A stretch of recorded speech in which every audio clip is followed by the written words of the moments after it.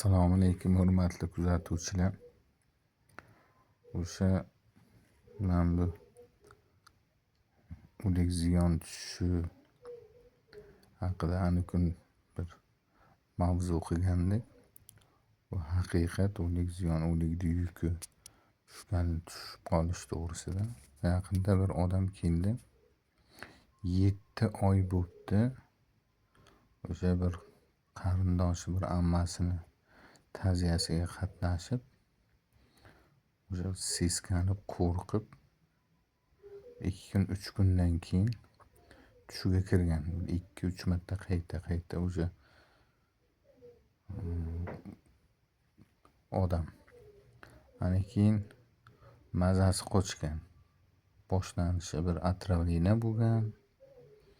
Bir sababda keyin 7 oydan beri bu больницаdan bu doktordan bu doktorga hech qanaqa foydasini sezmagan. Battar bo'lsa bo'lgan, og'irlashgan, foyda ko'rmagan.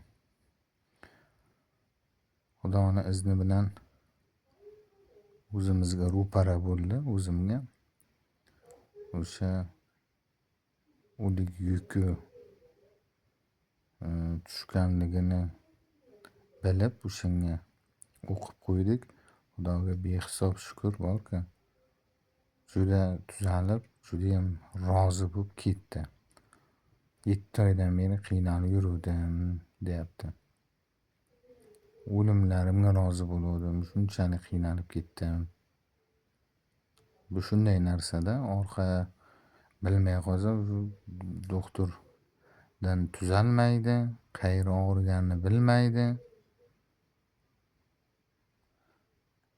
Ana shunday narsa bu narsa. Bor narsa bu. Buni ertaroq bilib o'sha tushlariga, mana shu bu kishining tushlariga ayon bo'lgan ekan. O'zi ko'p narsa o'shanday tushga ayon bo'ladi. Qayta kirib bezovta qilgan, vaqtiga bilmagan, keyin bilib qolyapti. Yani Xudoga shukr, hozir tuzalib, uxlolmayla qolgan ekan. Uxlab, yaxshi avvalgi holiga asta qaytyapti. Xudoga shukr.